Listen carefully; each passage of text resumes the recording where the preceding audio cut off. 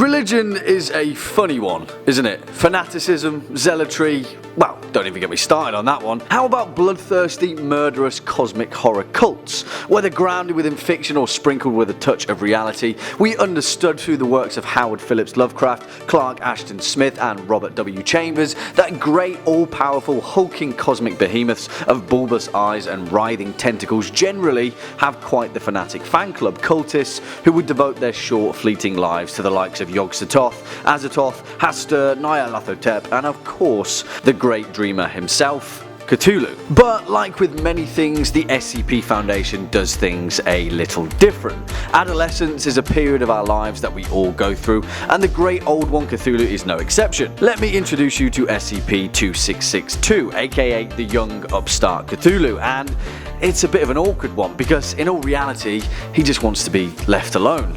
Well, let's find out what he's up to. Hello internet and welcome back to the most inquisitive channel on YouTube, Life's Biggest Questions. As per usual, I'll be your disembodied floating voice Jack Finch, as today we dive back into the archives of the SCP Foundation and curiously ask the question, what if SCP-2662 was real? As a citizen of Relay, are you eligible to run for president?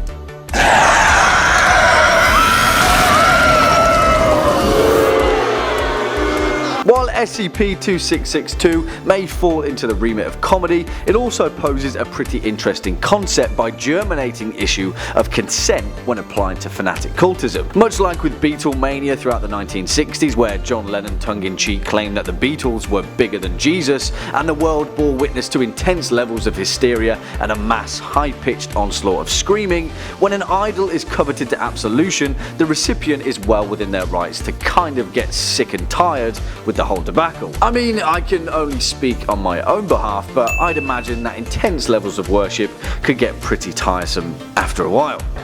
Look, you've got it all wrong. You don't need to follow me.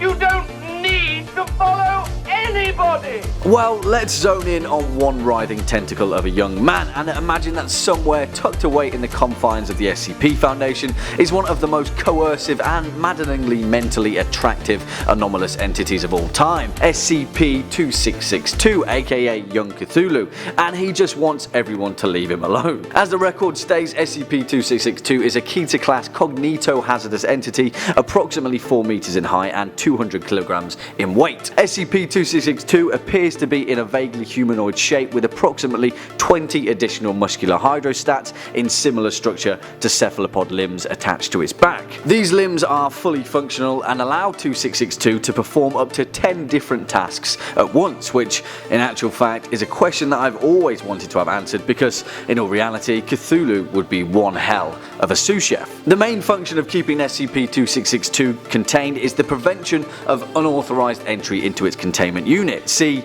unlike most anomalous entities in the Foundation, 2662 actually voluntarily gave himself up for containment because he was sick and tired of spontaneously creating fanatic cults wherever he went. For this purpose, on-site Task Force Tau 9, codenamed Belligerent Bodyguards, have been organized to guard the containment unit and keep track of new religious followings focusing on Young Cthulhu's worship. Task Force Tau 9 has been authorized to use lethal force if necessary, and all members of the task force are to be tested biannually for cognito-hazardous influence, as in, yeah, SCP-2662 is really effective at inadvertently mentally corrupting individuals to do its bidding.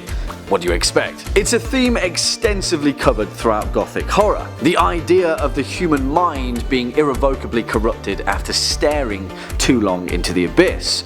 Like lemmings off of a cliff or swarms of mosquitoes to a bright, buzzing, shining lantern, in many cases it's human nature to offer oneself to a more powerful, more mentally expansive figure. If SCP-2662 was real right now in 2019, tucked away in a remote isolated site in North America, you can bet your bottom dollar and every other dollar beneath that there would be busloads of purple-robed fanatics making their way down highways and byways toward their all-powerful saviour Young Cthulhu, singing songs and chanting guttural hymns about how cosmically fantastic their fanaticism for him is. You see, what we're forgetting in this equation is the internet. All it would take is a stray post on some backwater forum claiming that somewhere in the United States was a beautiful, bulbous old god that needed worshippers, and the floodgates would open. Just look at flat earthers, and they've even got their own convention now for what was essentially a troll post on a conspiracy theorist message board. And while our transient cultist lives would be short-lived because Task Force Tau 9 would be pretty busy with the migration patterns of these hordes of fanatics, it would only serve to further perpetuate the reluctant influence of SCP-2662. They would become martyrs for the Great Old One, though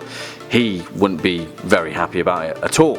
Well, yet. According to an estimate by Margaret Singer, who was a psychology professor of UC Berkeley between 1964 and 1991, there are up to 5,000 active cults in the United States at any one time. And while this may be quite a controversial figure, as the parameters of what a cult is defined as is tentative at best, the fact remains the same. With such a wide and expansive Western demographic, people are clutching at the ceremonial cloth when it comes to understanding the cosmic idiosyncrasies of existence, and SCP-2662 would be the cream of that crop. But we are forgetting one thing.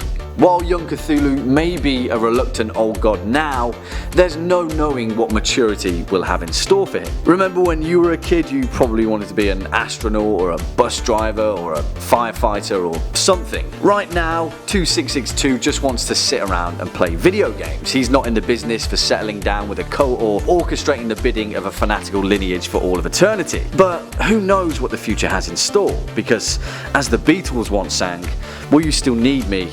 Will you still feed me when I'm 600,000,064? Because you know, that's probably how old Cthulhu would be. Well, unfortunately folks, that's all we've got time for in today's video. Cheers for sticking around all the way until the end. Before we depart, let's take a look at some of your more creative comments from over the past few days. Caroline Cat Bridges Kitty says, what would happen if the Earth started falling forever, and would it ever stop? Well, Caroline, I hate to break it to you, but that's exactly what's happening right now at around 67,000 miles an hour. Thankfully though, we've got our best friend Gravity keeping the whole thing together, so don't worry about it. We're all good. John Rodney Bassio says, what if I'm writing this comment and then a stone hit my head? Well, John Rodney Bassio, my good buddy, I sincerely hope that a stone didn't hit your head, but if by some strange cosmic coincidence it did, then I'd recommend checking your surroundings before typing an LBQ comment. It's risky business. On that note, if you're a fan of this video or just LifesBiggest Questions in general, then make sure to let us know in the comment section down below. Hit that thumbs up button and ding that subscribe bell so you can stay up to date with our latest and greatest uploads. As per usual, I've been your disembodied floating voice Jack Finch. You've been watching Life's Biggest Questions, and until next time, you take it easy.